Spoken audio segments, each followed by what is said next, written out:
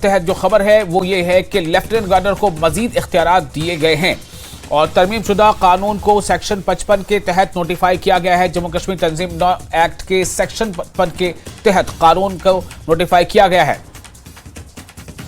इस वक्त एक अहम खबर आपको दे रहे हैं। खबर यह है कि जम्मू कश्मीर तंजीम एक्ट में तरमीम को मजीद इख्तियारात दिए गए। तरमीम शुदा कानून को सेक्शन 55 के तहत नोटिफाई किया गया। जम्मू कश्मीर तंजीम एक्ट के सेक्शन 55 के तहत कानून को नोटिफाई किया गया है। पुलिस और ऑल इंडिया खिदमात के लिए ट्रांसफर और पोस्टिंग के फैसले का इख्तियार लेफ्टिनेंट गवर्नर को अब मिल जाएगा। तो इस वक्त यह खबर आपको दे रहे हैं। जम्मू कश्मीर तंजीम एक्ट में तरमीम, वजारत दाखिला की जानिब से की गई तरमीम। मिनिस्ट्री ऑफ होम अफेयर्स, वजारत दाखिला की जानिब से यह तरमीम की गई है, संशोधन किया गया है। लेफ्टिनेंट गवर्नर को मजीद इख्तियारात दिए गए हैं।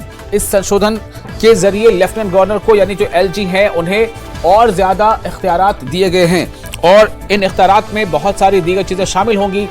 लेफ्टिनेंट गवर्नर को मजीद इख्तियारात दिए गए हैं और इस वक्त हमारे साथ फोन लाइन पर जुड़ चुकी है अरुणिमा, हमारी सीनियर रिपोर्टर हैं और पॉलिटिकल मामले पर ज्यादा पकड़ भी रखती हैं।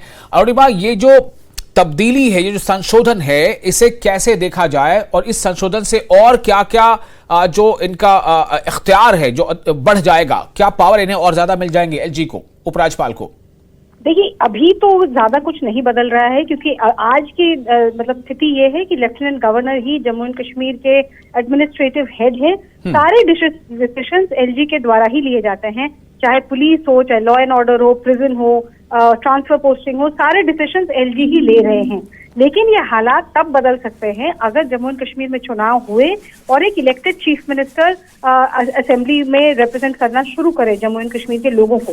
अब ये अमेंडमेंट जो है वो मैटर करेगा क्योंकि देश भर में और अगस्त 5, 2019 से पहले जो जम्मू एंड कश्मीर के भी हालात थे उसमें चीफ मिनिस्टर ही ये सारे मामलों पर फाइनल अथॉरिटी होते थे। अब ये पावर्स एलजी के पास है। तो अगर आप उमर अब्दुल्ला का ट्वीट देखें, वो ये कह रहे हैं कि इससे ये बहुत क्लियर है कि दिल्ली जो है एक रबर स्टैम्प चीफ मिनिस्टर चाह रही है जिसके पास कोई पावर नहीं होगा, सारे पावर्स एलजी के पास होंगे, यानी सारी डिसीजन जो है वो दिल्ली से ही की जाएगी और जो चीफ मिनिस्टर का रोल है जम्मू एंड कश्मीर में वो काफी हद तक वैसा ही हो जाएगा जैसे दिल्ली में है। और दिल्ली में आप देखें, अरविंद केजरीवाल अक्सर लेफ्टिनेंट गवर्नर से उलझते रहते हैं इन्हीं मुद्दों पर कि उनके पास पूरे पावर्स नहीं है। तो उमर अब्दुल्ला का यही इंटरप्रिटेशन है कि फिर एक बार ऐसे हालात बनाने की तैयारी है जम्मू एंड कश्मीर में जिसमें मुख्यमंत्री के पास पावर्स नहीं होंगे। जी अरुणिमा, एक और सवाल है। जब मुझे याद आ रहा है कि जब दिल्ली को लेकर यह फैसला हुआ था तब आम आदमी पार्टी की तरफ से कहा गया था कि इसके खिलाफ आवाज उठाने में तमाम राज्य हमारा साथ दें, जो कि आने वाले दिनों में धीरे धीरे उन पर भी इस तरह की बातें सामने आ सकती हैं। तो क्या ये माना जाए कि अरविंद केजरीवाल ने उस वक्त जो कहा था वो बातें कुछ हद तक इससे दुरुस्त है, या फिर ये इसको समझा जाए कि कहीं ना कहीं स्पेशली जो यूटीज है जहां भी उपराज्यपाल है वहां की ये जरूरत है, चाहे सुरक्षा की दृष्टि से इसे हम देखें या कुछ और पहलू से हम देखें? दो पार्ट है आपके सवाल के, मैं दोनों के अलग अलग जवाब देती हूँ। जहां तक अरविंद केजरीवाल का ये कहना था कि जो हमारे साथ हो रहा है वो कल बाकी सबके साथ होगा, तो सारे ऑपोजिशन स्टेट हमारे साथ आए, वो पॉलिटिकल क्वेश्चन था। बट लीगली स्पीकिंग दिल्ली एक अलग लीगल पैरामीटर में फिट आता है। दिल्ली देश की राजधानी है और यहाँ पर मुख्यमंत्री का रोल जरूर है, लेकिन यहाँ एडमिनिस्ट्रेटिव पॉइंट ऑफ व्यू से क्योंकि ये देश की राजधानी है, सेंटर पूरी तरीके से अपना हाथ पीछे नहीं खींच सकती। Government of NCT act Delhi को गवर्न करती है, इसलिए यहाँ लीगली स्पीकिंग हालात अलग हैं। लेकिन जो जम्मू एंड कश्मीर में हो रहा है आज की स्थिति में कोई दिक्कत नहीं है। आज की स्थिति यह है कि जम्मू एंड कश्मीर एक यूनियन टेरिटरी है और इसमें लेफ्टिनेंट गवर्नर के पास ही सारे पावर हैं। कल अगर ये फुल स्टेट बन जाता है और गृहमंत्री अमित शाह ने पार्लियामेंट में, लोकसभा में और राज्यसभा में बार बार ये कहा है कि सरकार कमिटेड है फुल स्टेटहुड की तरफ, तो जहां फुल स्टेटहुड की बात करते हैं, फुल स्टेटहुड का मतलब होता है कि लॉ एंड ऑर्डर एक स्टेट सब्जेक्ट होता है, इलेक्टेड चीफ मिनिस्टर के हाथ में होता है law and order related issues. तो वहां वो प्रॉब्लम होगी कि prison and law and order और appointments and transfers and postings ये कैसे आप चीफ मिनिस्टर के हाथ से निकाल के एलजी के हाथ में दे सकते हैं। दूसरा सवाल ये भी होगा कि अगर ये फुल स्टेट बन जाता है तो वहाँ एलजी रहेगा ही क्यों? वहाँ तो गवर्नर को होना चाहिए। जब 2019 से पहले वहाँ जम्मू एंड कश्मीर के पास फुल स्टेटहुड था तो एक फुल गवर्नर था, सत्यपाल मलिक थे।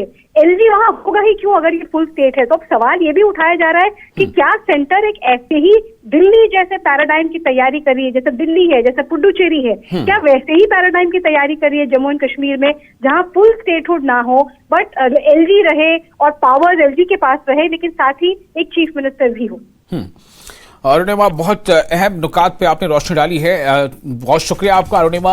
एडिटर उमूर दाखिला, एडिटर होम अफेयर्स हमारे साथ मौजूद थी और उन्होंने ये बताया है कि किस तरह से ये आगे अफेक्ट तब ज्यादा करेगा जब वहां पर आने वाले दिनों में चुनाव होते हैं और चुनाव के बाद एक मुख्यमंत्री जो है वहां चुना जाता है। लेकिन क्या इख्तियारात में जो अब टकराव आएगा, क्या ये आने वाले दिनों के लिए होगा?